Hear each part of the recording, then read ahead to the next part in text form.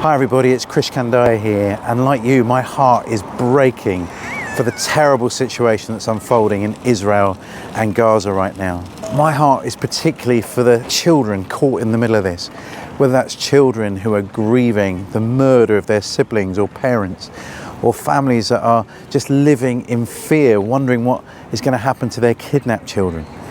Or I saw a video the other day of some Gazan children who are just shaking uncontrollably because of the continual bombardment. There's nowhere safe for them to go. Now, many of us would love to see a peaceful resolution to the whole situation, the release of the kidnapped victims and the terrorists brought to justice. But while that's happening, the bombing continues. There's no water, there's no electricity, and there's no access to food. If it was me, I'd want somewhere safe for my children to go to be out of this disaster. And so I've seen what happens when ordinary folk like you and me get involved in offering sanctuary and hospitality to people in need. We've had over 185,000 Ukrainians come and live amongst us. A family lived with me, maybe a family lived with you. I think we could offer that same possibility to Gazan families, particularly women and children. It could just be temporarily until the Israeli ground operations out the way or the bombing stopped, but somewhere safe for them to come.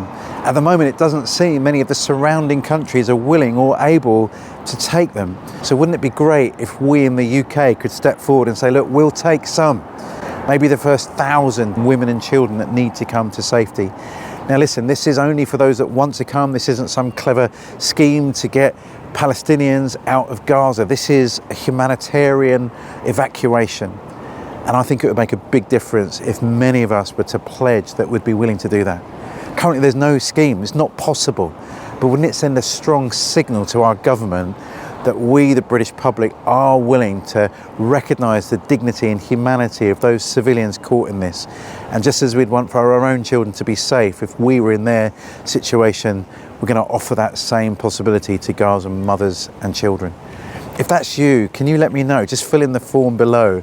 Let's offer a Homes for Gaza scheme.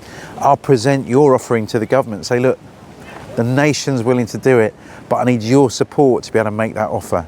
Thank you so much for listening. Let's do what we can to help keep the women and children of Gaza safe. Thanks.